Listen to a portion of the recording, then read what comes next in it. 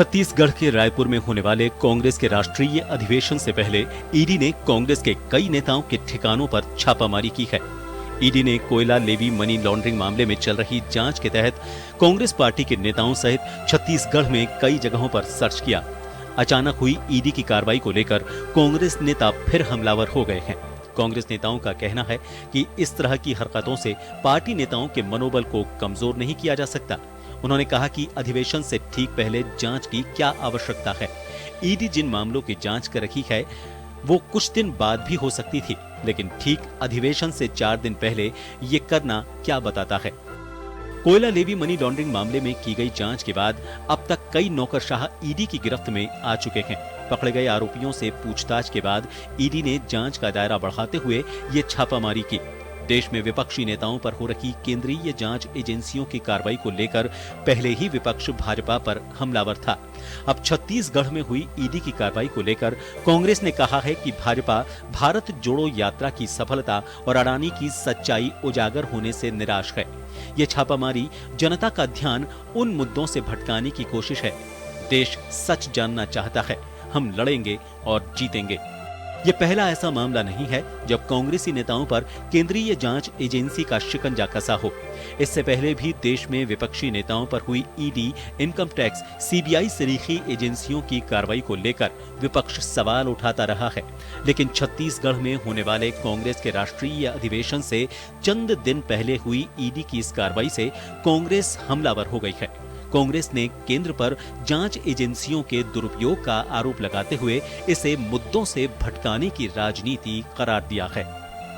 Bureau report, जन TV.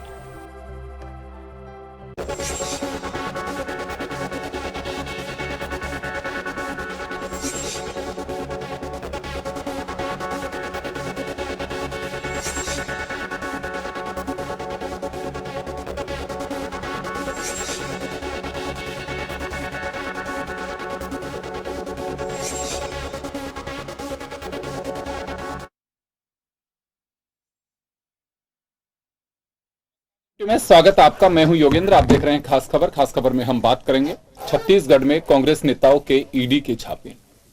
ये छापे उस वक्त पड़े हैं जब 24 से 26 फरवरी तक कांग्रेस का अधिवेशन होने वाला है और इसी छापेमारी पर कांग्रेस हमलावर है। कांग्रेस ने कहा है कि उत्पीड़न करने और कांग्रेस पे दबाव डालने के लिए प्रतिशोध की राजनीति है भारतीय जनता पार्टी और केंद्र सरकार की। उधर जब जयपुर दौरे पर आई निर्मला सीतारमण फाइनेंस मिनिस्टर से जब पूछा गया ईडी के बारे में तो उन्होंने कहा कि ये एजेंसियों का काम है, वो डेटा कलेक्ट करती हैं और उसके बाद उन्हें लगता है कि मनी लॉन्ड्रिंग या किसी भी तरह का कुछ फाइनेंशियल करप्शन हुआ है तो पार्टियां स्वतंत्र हैं, उसमें सरकार का कोई दखल नहीं है। खैर, लेकिन निर्मला जी का अपना दावा होगा, कांग्रेस का अपना दावा होगा, लेकिन सियासी पारा चढ़ा हुआ है। खासकर जब कांग्रेस का अधिवेशन होना है, उसकी तैयारियां चल रही हैं और उसके ठीक पहले ईडी के छापे। तो चलिए हम चर्चा करेंगे। हमारे साथ कांग्रेस से राजस्थान प्रदेश कांग्रेस के स्पोक्स पर्सन आरसी चौधरी जी हैं, भाजपा से सुरेश गर्ग साहब हैं और हमारे सहयोगी दशरथ सिंह हमारे साथ में हैं। आरसी चौधरी साहब, क्यों लगता है कांग्रेस को कि ईडी के छापे प्रतिशोध और उत्पीड़न के लिए किए गए हैं? योगेंद्र जी, आपका प्रश्न बेहद महत्वपूर्ण है। निश्चित रूप से कहा जाता है कि तमाम जो हमारे संवैधानिक संस्थान है, जो हमारी जांच एजेंसियां हैं, वो इस देश के लोकतंत्र को मजबूत करने के लिए है। आपने भी सही जिक्र किया कि कोई भी जो एजेंसियां होती हैं वो हर किसी अलग अलग अपराध के लिए होती है और उस अपराध को चेक करती है। हम सब ने देखा कि अभी 10.5 लाख करोड़ रुपए निवेशकों के डूब गए। हिडनबर्ग की एक रिपोर्ट आई। उस रिपोर्ट के बाद में देश की संसद के अंदर हम उन निवेशकों के जो अपने भविष्य के सपनों को लेकर निवेश किया था, उनके 10.5 लाख करोड़ रुपए डूब जाते हैं। कांग्रेस पार्टी देश के तमाम निवेशकों की और हमारे सार्वजनिक उपक्रम में काम करने वाले लोगों की आवाज को सदैव मुखर कर रहे हैं। हम 3% डेली पूछ रहे हैं, लेकिन ना देश की संसद में सरकार बोल रही है, ना तमाम वो एजेंसियां हैं वो सब चीजें अपना कर्तव्य का निर्वहन कर रही हैं।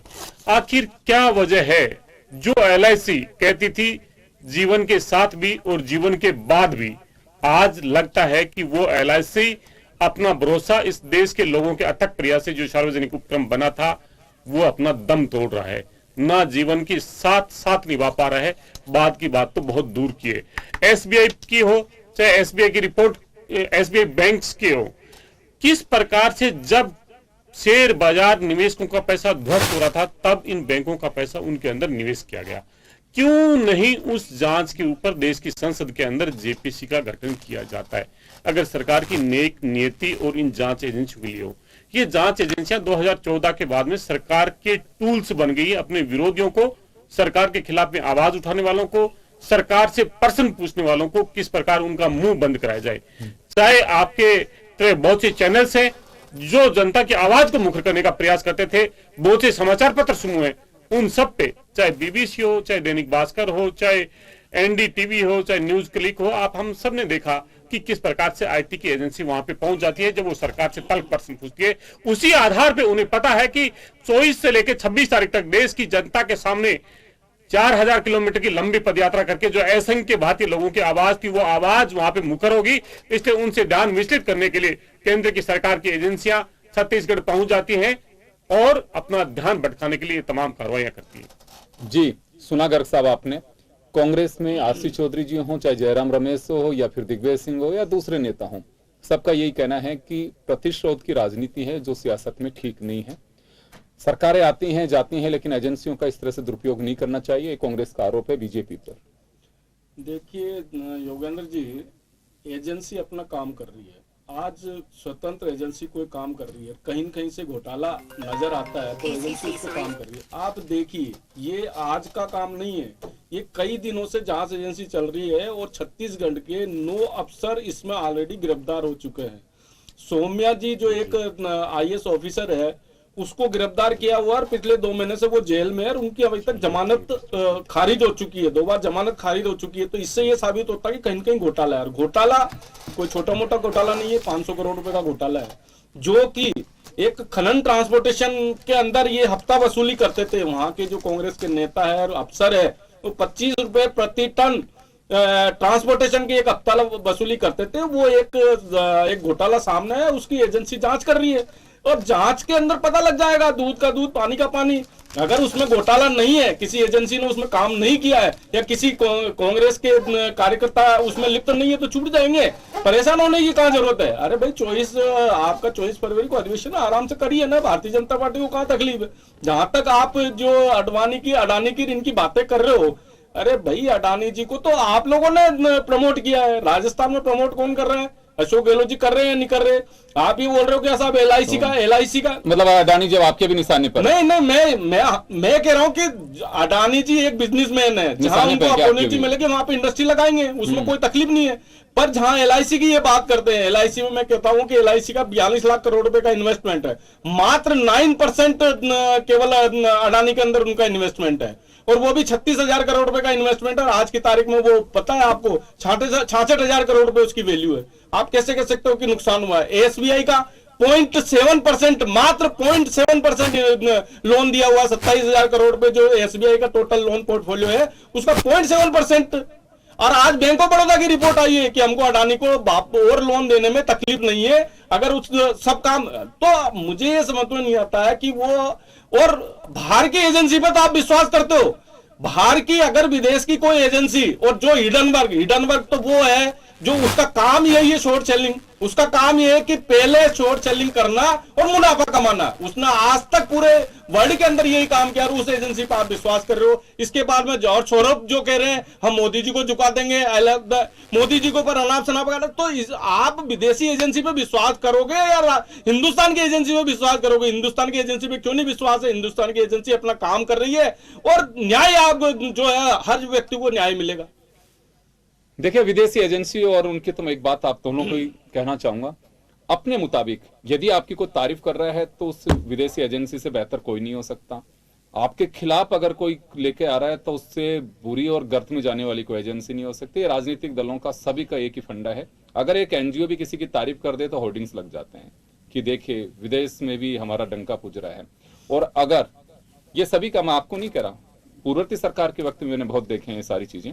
तो ये तो खैर छोड़िए, अभी जांच का विषय है कि और सरकार का काम है। मैं दरअसल आपके पास आना चाहूंगा, विदेशी एजेंसियों को लेकर के अपने मुताबिक जिसको जैसे लगता है कि हाँ हमारे अनुकूल ये बात कह रही है एजेंसी, तो ठीक है, नहीं है तो फिर बहुत बेकार है। और दूसरा, कांग्रेस के अधिवेशन से पहले ईडी के छापे, कुछ सियासी चर्चाएं हैं कि इस समय को अवॉइड किया जा सकता था, या फिर एजेंसियां स्वतंत्र हैं, कभी भी डाल सकती हैं, उनका कोई मुहूर्त थोड़ी निकलता है। देखिए, निश्चित तौर पे दो अलग अलग बातें हैं। या तो इंटरनेशनल स्तर पे कोई एजेंसी जांच करती है, इस तरह की कोई सर्वे करती है, उसके मुताबिक अगर रिजल्ट पार्टी के आते हैं केंद्र गवर्नमेंट के, तो वो वाई करती है। खिलाफ आते तो निश्चित तौर पे उसके खिलाफ जाकर वो हल्ला बोलती है। जहां तक कांग्रेस के अधिवेशन का सवाल है, सबसे बड़ा सवाल है कि ये टाइम जो है ये एक बड़ा पंचुअल टाइम, क्योंकि ये जो ईडी या सीबीआई या इस तरह की जो एजेंसियां होती है, एक टाइम इनका फ्रेम होता है फिक्स कि इस समय यहाँ पर कार्रवाई होगी। मैं आपको बताना चाहूंगा कि पश्चिम बंगाल का इलेक्शन मैंने देखा, पश्चिम बंगाल में इलेक्शन चल रहे थे, उस वक्त ईडी के खूब छापे पड़े जा रहे थे। अब आज अधिवेशन का एक टाइम 2 दिन बाद में होना है, 3 दिन पहले छापे पड़ने ही है। राजस्थान में, छत्तीसगढ़ में इस साल चुनाव होने हैं, तो निश्चित तौर पर हम तय मानिए राजस्थान में और छत्तीसगढ़ में, मध्य प्रदेश में ईडी आने वाली है।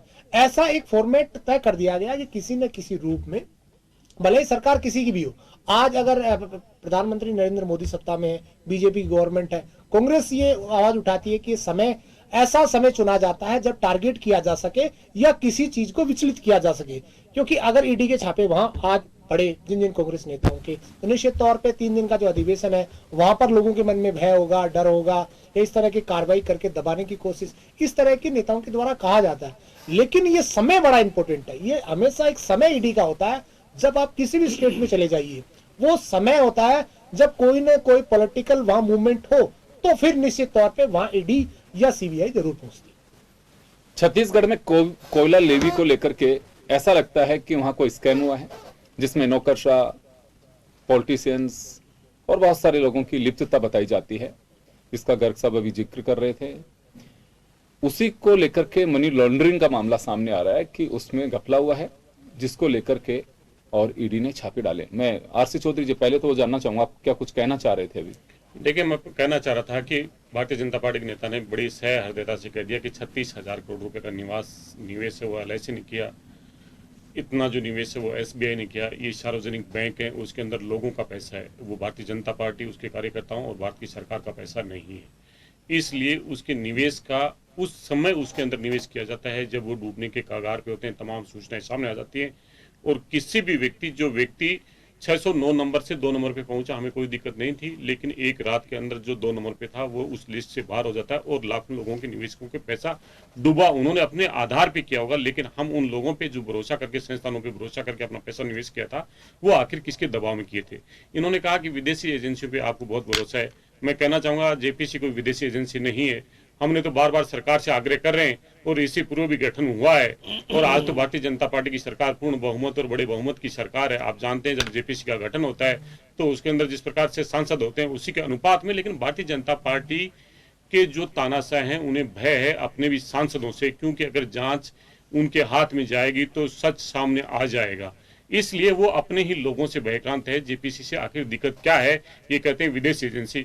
उन्होंने दूसरे उद्योगपति का नाम लेकर जो जिक्र किया, कांग्रेस पार्टी ने उसका सबसे खंडन कर दिया कि भारतीय जनता पार्टी का ही नेता नहीं है, नरेंद्र मोदी देश के प्रधानमंत्री है और देश के प्रधानमंत्री 144 करोड़ लोगों का गौरव है। इसलिए इस देश के नेतृत्व कौन होगा वो कोई विदेशी उद्योगपति तय नहीं कर पाएगा। दूसरा, इन्होंने कहा 500 करोड़ रुपए का लेवी को लेके, वहां पे लेवी लेके अवैध वसूली की है कोल के ऊपर जो इसका घोटाला कर रहे हैं। मैं कह रहा हूं कोल बड़े बिजनेस के साथ में जो काम आ रहा है, और ये जो आरोप है 500 करोड़ का, ये कोई अभी तथ्यात्मक रिपोर्ट के आधार पर नहीं है। लेकिन अगर भारतीय जनता पार्टी लोगों की इतनी रहनुमा है, तो रमन सिंह की सरकार थी छत्तीसगढ़ के अंदर, वहां पे नाम से घोटाला हुआ था, नागरिक आपूर्ति निगम का एक घोटाला हुआ था जिसे चावल की सप्लाई करनी थी। हमने उस घोटाले को लेकर 35,000 करोड़ का आरोप लगाया था, और वो जो जांच है वो ना सिर्फ हमने आरोप लगाया था, जो राज्य की एजेंसी थी जहां पे जो अपराध शाखा जो काम करती है, जो वहां पे SCB जो काम करती है, उसने 27 लोगों पे केस बनाया था, जिसमें से 14 के खिलाफ में चार्जशीट जारी हो चुकी है। जब ये मामला छत्तीसगढ़ के हाई कोर्ट में चल रहा था, ये केस ईडी को गया, ईडी हाई कोर्ट में पेश होती है और इस मुद्दे को वहां पे जब निर्णय आने की स्थिति में होता है तब वो लेके वहां पे सुप्रीम कोर्ट पे चली जाती हैं और उसको डिरेल कर दिया जाता है। मैं कहना चाहता हूं कि मोदी जी अक्सर कहते हैं कि ऊपर से 1 रुपया भेजते थे 15 पैसे पहुंचता था। मोदी जी, आपने तो उस गरीब के निवाले का पूरा पैसा जो छत्तीसगढ़ के गरीब के मुंह में जाना चाहिए था, वो पूरा भारतीय जनता पार्टी के मुख्यालय और कार्यालय पे पहुंच गया। आप में साहस है तो आज 2015 का मुकदमा है, उसमें क्यों नहीं ईडी की कार्रवाई हो पाई? हमने और बहुत से उदाहरण दिए। 24 बार वहां पे ईडी गई और ईडी, जो दशरथ जी ने जिस प्रकार से कहा, जब कोई चुनाव होगा, जब कोई देश की जनता का मुद्दा बनेगा, जब कोई देश की जनता के प्रश्न मुखर होंगे, तब भारतीय जनता पार्टी से कार्रवाई करती है। राजस्थान में भी मुख्यमंत्री के जो निजी जो लोग हैं, चाहे राजीव अरोड़ा हो, चाहे धर्मेंद्र राठौड़ हो, चाहे उनके भाई पे हो, सीबीआई और ईडी की रेड को हमने देखा। उस समय भी जब सरकार को अपदस्थ करना चाहा, हमने देखा कि किस प्रकार से कर्नाटका के अंदर डीके शिव कुमार के घर पे ईडी और सीबीआई पहुंच जाती है, जब मध्य प्रदेश के जो विधायक तोड़ के और वहां पे लेके जाते हैं। चाहे किसी तीसरे राज्य की बात हो, चौथे की हो, पांचवे की हो, पंजाब के अंदर जब चुनाव होता है तब वहां पे ईडी और आईटी पहुंच जाती है। ये जो एजेंसियां हैं, हम ये कहना चाहते हैं, ये देश की एजेंसियां उन लोगों के असंख्य भरोसे की एजेंसियां थी जिन्हें भारतीय जनता पार्टी ने उनका भरोसा है वो नस्तनाबूद कर दिया। और मैं कहना चाहूंगा, ईडी ने 5000 से ज्यादा मुकदमे दर्ज किए आने के बाद में। वो तमाम मुकदमे उन लोगों के खिलाफ में हुए जो भारतीय जनता पार्टी और केंद्र की सरकार से प्रश्न पूछ रहे हैं। मैं पूछना चाहता हूं, उस ईडी ने जो 5000 मुकदमे किए, उसमें सिर्फ 33 लोगों को सजा हो पाई। आखिर किस प्रकार से लोगों को एजेंसी का टूल बना के, किस प्रकार से मीडिया में सुर्खियां बटोर के, किस प्रकार से अपने गुनाहों को छुपाने के लिए, ध्यान भटकाने के लिए ये सब काम कर रही है, ये देश की जनता देख रही है। योगेंद्र जी, एक बात निकल करके आती है गर्ग साहब कि जब कोई विपक्ष के यहाँ पे खास रूप का आयोजन हो या फिर चुनाव हो जिस राज्य में, वहां पे ईडी कार्रवाई करती है। पुराने मुकदमों में ना तो अभी एफआईआर लगी है, ना कुछ उसमें इन्वेस्टिगेशन नहीं होता है। देखिए, एक आरोप ये भी लगता है बीजेपी पे कि जो लोग अगर आरोपित हैं ईडी की रिपोर्ट में, लेकिन अगर उन्होंने बीजेपी का दामन थाम लिया तो फिर वो पक्ष साफ हो जाते हैं। नहीं, ऐसा कुछ नहीं है योगेंद्र जी। मैं कह रहा हूँ कि ईडी स्वतंत्र एजेंसी, वो अपना समय पे काम कर रही है। अगर आपको इस पे कहीं पे भी संदेह है तो आपका कोर्ट खुला हुआ है। अगर आपको सुप्रीम कोर्ट पे विश्वास है, सुप्रीम कोर्ट जाइए ना। मना किसने किया? क्यों नहीं फिर आपको कोर्ट से जमानतें मिलती है? क्यों नहीं वहां से आपकी जमानतें रद्द हो जाती है? तो भैया, आप किसी संस्था पे तो विश्वास करोगे ना, सुप्रीम कोर्ट पे तो विश्वास करोगे ना, सुप्रीम कोर्ट के डिसीजन पे तो विश्वास करोगे ना, क्या उस पर भी नहीं करोगे? जहां तक आप अडानी की बात कर रहे हो कि साहब 609 से 2 नंबर पे पहुंच गया। अरे भाई, 609 पे तो आपके जमाने में पहुंचे थे। और अगर हिंदुस्तान का कोई व्यक्ति अगर 2 नंबर पे पहुंचता तो खुशी मनानी चाहिए ना, इसमें तकलीफ क्या है? अगर हिंदुस्तान का कोई, अगर विदेश का व्यक्ति 2 नंबर पे पहुंचता तो वो खुशी की बात है, या हिंदुस्तान का कोई व्यक्ति 2 नंबर पे पहुंच जाता है, और वो भी अपने बल पे, अपनी मेहनत पे? आप उसको भ्रष्टाचार में कैसे आरोपित कर सकते हो कि हिडनबर्ग की रिपोर्ट पे? आज सभी एजेंसियां कह रही है कि नहीं साहब, और फिर ये बोले कि साहब 10 लाख करोड़ रुपए का घोटाला। अरे भाई, 10 लाख करोड़ रुपए का कहां से हुआ? कौन सा 10 लाख करोड़ रुपए अडानी के अंदर चला गया? अडानी की संपत्ति कम हुई है ना, जनता की संपत्ति का कोई लेना देना ही नहीं है। 75% अडानी के पास में शेयर है, तो फिर मुझे समझ में नहीं आया कि जनता के पैसे 10 लाख करोड़ रुपए कहां से चले गए। सुरेश जी, हिडनबर्ग की रिपोर्ट तो अभी आई है। कांग्रेस के निशाने पर यह बात अक्सर आई है 2018 से। राहुल गांधी ने भी कहा और भी नेताओं ने कहा 18 से, मतलब पिछला जो आम चुनाव था 19 में, उससे पहले से, कि अडानी और अंबानी दोनों को टारगेट किया जा रहा था, लेकिन अभी अडानी को किया जा रहा है। ये बात तब से भी कांग्रेस कह रही है। सर, मैं कह रहा हूं ना योगेंद्र जी, अच्छा चलो, ये कांग्रेस इनके नेता कहते आ रहे हैं कि अडानी, फिर राजस्थान में इन्वेस्टमेंट क्यों हुआ? पंजाब में क्यों हुआ? छत्तीसगढ़ में क्यों हुआ? बता दीजिए। राजस्थान में अभी जो इन्होंने 36,000 बीघा जमीन जो है उसको अडानी को दी है, किस शर्त पे दे दी? कोयला के अंदर आपने 1700 करोड़ रुपए पैनल इंटरेस्ट के रूप में कैसे दे दी अडानी को? तो आप बातें मीडिया के सामने बातें अलग करते हो और अडानी के साथ समझौता करते हो और अडानी के साथ काम करते हो। ये कौन सा न्याय है जी? आपका छत्तीसगढ़ में काम किया है, पंजाब में काम किया है, महाराष्ट्र में काम किया, जहां जहां आपकी सरकारें रही वहां पे अडानी काम कर रहा है। क्यों कर रहा है फिर? अगर आपको अडानी से, अंबानी से इतने दिक्कत है तो देखो, बिजनेसमैन है ना, बिजनेसमैन अपना काम करता है। और जो यहाँ की जो भी एजेंसी है या जो भी इन्वेस्टमेंट एजेंसी है, जो LIC, SBI, जो भी बैंक वगैरह है, वो सोच समझ के लोन देती है। ऐसा नहीं है कि 2014 के पहले रेवड़ियों की तरह लोन बांट दिए थे, ऊपर से मिनिस्ट्री से फोन आता था कि साहब इस फलाने आदमी को 10 करोड़ नहीं साहब 20 करोड़ ले जाइए। ये हालत थी 2014 के पहले। 15% NPA थे, आज हमने उसको 15% NPA को 5% पे लिया है।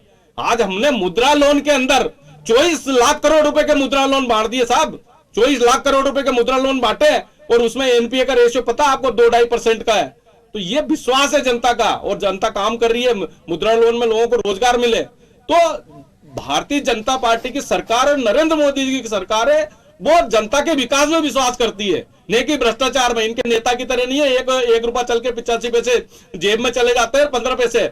हमने 24 लाख करोड़ रुपए डायरेक्ट डीबीटी के अंदर जो जनता के पास में पैसा गया है हमारा 24 लाख करोड़ रुपए। पर एक बात तो कहोगे कि एजेंसी, कोई भी स्टेट की एजेंसी हो चाहे यूनियन एजेंसी हो, वो अपना काम करती है, सरकारों का प्रेशर नहीं होता और वो जब चाहे कार्रवाई कर सकती है। काम, हाँ, स्वतंत्र एजेंसी जब उसको है नहीं, तो काम करती है। वो मैं तो स्टेट्स की भी बात कर रहा हूं, तो उनपे कोई बंदिशें थोड़ी होती है। कोई किसी सरकार की कोई बंदिश नहीं होती है, स्वतंत्र एजेंसी है, स्वतंत्र काम करती है। अगर आपको उन एजेंसियों से तकलीफ है, जाइए कोर्ट, जाइए ना, कोर्ट में जाके संज्ञान लीजिए। मुझे नहीं, आप कांग्रेस को एड्रेस करिए, क्या दिक्कत है दोस्तों? कांग्रेस को एड्रेस करिए, मुझे मत बताइए। हाँ, तो मैं यही कह रहा हूँ कि योगेंद्र जी, एजेंसियां अपना स्वतंत्र एजेंसी है, वो अपना काम कर रही है, और जहां जहां उनको लगता है कि यहाँ पे मनी लॉन्ड्रिंग का या घोटाले का जहां भी अंदर से वहां पहुंच रही है।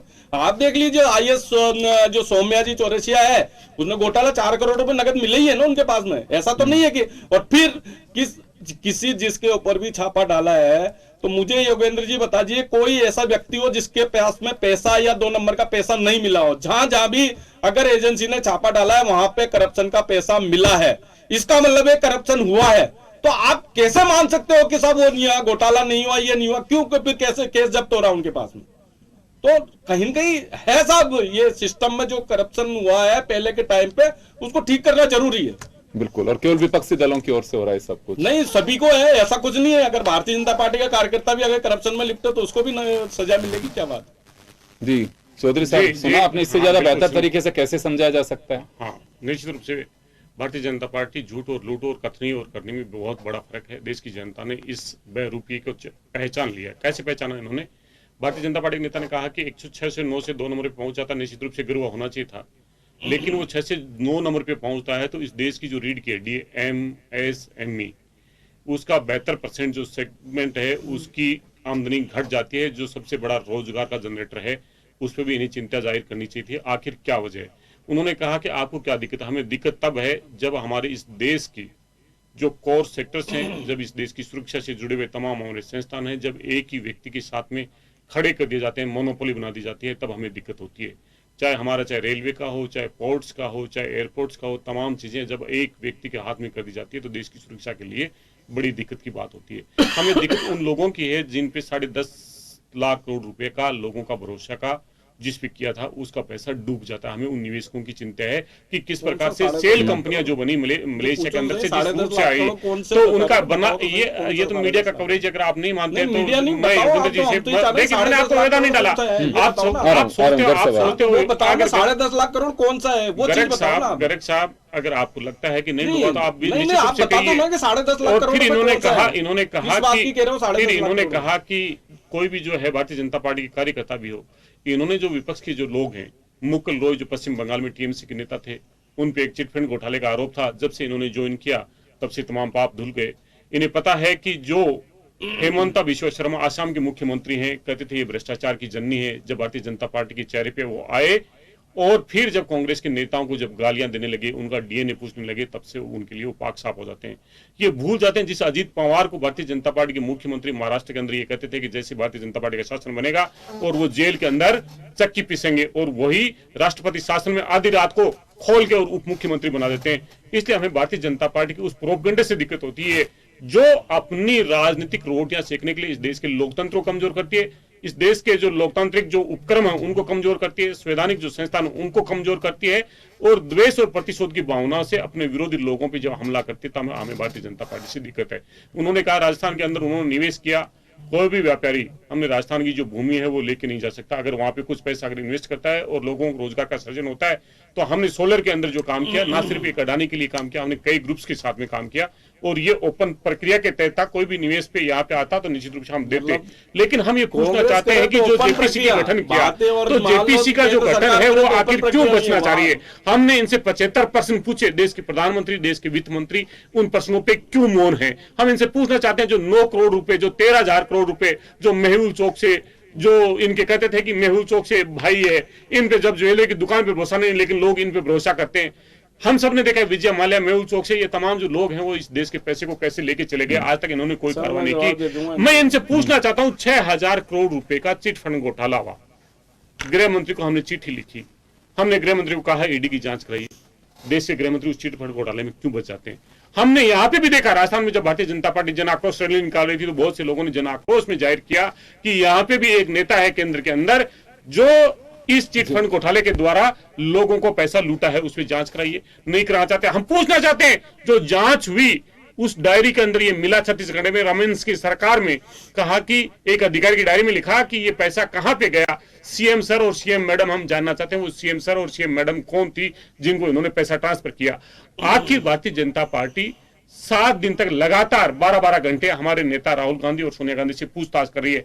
8 साल हो गए, अगर उन्होंने कोई अनियमितता की तो जेल की सलाखों में कितने लोगों को उन्होंने पहुंचाया। लेकिन ये कहना चाहूंगा कि भारतीय जनता पार्टी निश्चित रूप से तब कार्रवाई करेगी जब चुनाव आएंगे, भारतीय जनता पार्टी तब कार्रवाई करेगी जब जनता जनादेश नहीं देगी और चुनी हुई सरकार को अपदस्थ करना होगा, भारतीय जनता पार्टी कार्रवाई करेगी जब जनता की आवाज को कोई मुखर करके और केंद्र की सरकार से प्रश्न पूछेंगे। जी, मैं थोड़ा समय कम है, गर साहब आप एक बार बोल दीजिए ताकि मेरे सहयोगी के पास से भी जानना चाहूंगा। इनने कुछ बातें बोली है कि साहब राजस्थान में अडानी जी ने इन्वेस्टमेंट किया तो एक जो प्रॉपर तरीके से जो एक इन्वेस्टमेंट का तरीका होता है उसके हिसाब से किया। तो भैया जब यहाँ प्रॉपर तरीके से हुआ तो और दूसरे राज्यों में भी प्रॉपर तरीके से हुआ नहीं हुआ। पोर्ट के अंदर जब पोर्ट के अंदर जीएनपी नंबर 1 पे आई, उसको आपके अधिकारी के दबाव में डिस्क्वालीफाई करवा दिया गया और फिर अडानी को दे दिया गया।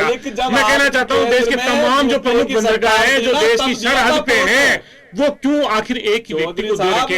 मैं पूछना चाहता हूँ वो नाम बताइए आप जिनको आपने और बंदरगाह दिए हो या बराबर की हिस्सेदारी हो। मैं पूछना चाहता हूँ जो आपने एयरपोर्ट किन लोगों को दिए, इस देश की वो तमाम जो संस्थान है जो इस देश की लोगों की रक्षा के लिए बनी है वो आप क्यों देना चाह रहे हो, क्यों प्रश्नों से बच रहे हो। अगर आपके साहस है तो प्रश्नों का जवाब दीजिए। दे रहे ना, हम तो जवाब दे रहे हैं। देश की संसद में जेपीसी बैठाइए, क्यों जेपीसी से बच रहे हो। जहाँ अटल जी की सरकार थी और तभी भी कहा था अडानी की कंपनी उस जो शेयर बाजार का जो घोटाला था उस घोटाले में शामिल थी। कांग्रेस सुप्रीम कोर्ट में विश्वास करते हैं, हम विश्वास करते हैं देश के सबसे बड़े लोकतंत्र के मंदिर में, संसद में, जिसको देश के प्रधानमंत्री ने नमन किया था। इस देश की 140 करोड़ आबादी ने देश की संसद के अंदर लोगों को चुन के भेजा। हमें लोकतंत्र का सबसे बड़ा मंदिर, पवित्र मंदिर लगता है। हमने कहा देखिए आप करें देश की संसद में आपको भरोसा नहीं, देश की संसद में आपको भरोसा नहीं, देश की संसद में भरोसा है कि नहीं है। जिसको मोदी जी नमन कर रहे थे क्या आपको उसमें विश्वास है कि नहीं है? क्यों नहीं उसमें जेपीसी का गठन? क्योंकि आपको अपने मित्रों को बचाना है और ये मित्र काल का महोत्सव मनाए जा रहे हैं और मित्र काल के अंदर देश के निवेशकों का पैसा बर्बाद किया जा रहा है। चले मैं दशरथ आपके पास में आना चाहूंगा। दोनों ही बातें हैं। सुप्रीम कोर्ट सरकार के उस लिफाफे को खारिज कर दिया, कहा कि ट्रांसपेरेंसी होनी चाहिए, हमारे हिसाब से करवा देंगे अब जांच। कांग्रेस सहित विपक्षी दल अभी भी अड़े हुए हैं कि जेपीसी से जांच होनी चाहिए। खैर चलिए जो भी चर्चा है, लेकिन लोग ये जरूर जानना चाहते हैं कि वास्तव में मामला क्या है कि अडानी एक उद्योगपति हैं, क्या वास्तव में उन्हें बेवजह घसीटा जा रहा है या कुछ दम है? ये तो मुझे लगता है सब जानना चाहते होंगे। सुरेश गर्ग साहब की भी जिज्ञासा है ये तो कि वास्तव में अगर एक आदमी अपने बूते बढ़ रहा है तो उस पर आरोप क्यों, और अगर वास्तव में काली दाल में महाकाल है तो फिर उसकी जांच होनी चाहिए। लेकिन अभी बात ये आती है कि एजेंसियों को लेकर के अभी गर्ग साहब ने कहा कि चाहे स्टेट की एजेंसी हो चाहे यूनियन एजेंसी अपना काम करती है। अगर हमारे भी किसी के पे कार्रवाई करती हैं तो हमें कोई ऐतराज नहीं, अगर एजेंसी को लगता है तो जांच करनी चाहिए। देखिए निश्चित तौर पे चाहे कांग्रेस की सरकारें रही है बीजेपी की, लेकिन बड़ा सवाल ये है आज कोई पार्टी का नेता किसी पार्टी में है, भले ही वो कांग्रेस या बीजेपी में, अगर वो सेंट्रल गवर्नमेंट के साथ चला जाता है तो फिर वो दूध का दूल्हा पाक साफ हो जाता है। ये चला आ रहा है सिस्टम। आज किसी स्टेट में भी कोई नेता अगर आपके विपक्ष में खड़ा है निश्चित तौर के उसके खिलाफ कार्रवाइयां होंगी, लेकिन वहां से कूद के अगर पार्टी में आ गया, सबसे बड़ा सवाल ये भी है सत्ता पक्ष को या विपक्ष को, सत्ता पक्ष को जितने भी नेता, क्या देश में किसी पार्टी की चाहे सत्ता कांग्रेस की रहे या बीजेपी, उसमें सब नेता होते हैं वो सब दूध के धुल जाते हैं जब सेंटर में गवर्नमेंट आती है, और दूसरे हो जाते हैं तो वो सब नालायक होते हैं, या यूं कहें कि वो सब उनको चोर दिखते हैं कि साहब उसने इतना घोटाला कर दिया, ये कर दिया, और जब उनको ले लिया जाता है पार्टी में बैक दरवाजे से तो फिर उनको लगता है कि अब बिल्कुल इसने जो किया बिल्कुल साफ। ऐसी चीजें नहीं है, जनता सब देखती है और जनता कहीं ना कहीं ये महसूस भी करती है कि देश का पैसा इस तरह से लोगों के बीच जाएगा, करप्शन होगा, तो उससे ऑलमोस्ट उसका भी उतना ही हक है जितना उद्योगपति का हक है। बिल्कुल आप सही कह रहे हैं। सवाल तभी खड़े होते हैं कि कोई ऐसा एजेंसी जब टाइम का मैनेजमेंट कुछ ऐसा करके चलती हैं कि कुछ खास होने वाला है, उसके बाद राजस्थान में भी कुछ ऐसा हो, तो इस तरह की जब कार्रवाइयां होती हैं तो कुछ सवाल खड़े होना लाजमी है। बेशक सर एजेंसियां बनी इसी वजह से हैं, वो अपना काम करती हैं, लेकिन जब रिलेवेंट टाइम का जब देखा जाता है, कोई कहता है कि मुहूर्त थोड़ी ना निकलवाया जाएगा इसके लिए, तभी लगता है कि मुहूर्त तो बिल्कुल नहीं निकलवाया जा सकता, लेकिन हर एपिसोड में ऐसा ही कुछ हो रहा हो तब सवाल खड़े होते हैं। ये कभी भी की जा सकती है, अगर कार्रवाई उनके पास में डेटा है, सब कुछ है, कार्रवाई कभी भी की जा सकती है, इसे कोई खारिज नहीं करता, लेकिन जब जिस तरह की स्थितियां बनती हैं तो सवाल तो खड़ा होना लाजमी है। बेशक अब उसका उत्तर मिले ना मिले। चलिए, बहुत बहुत शुक्रिया तमाम अतिथियों का और हमारे दर्शकों का। खास खबर में इतना ही, दीजिए इजाजत, नमस्कार।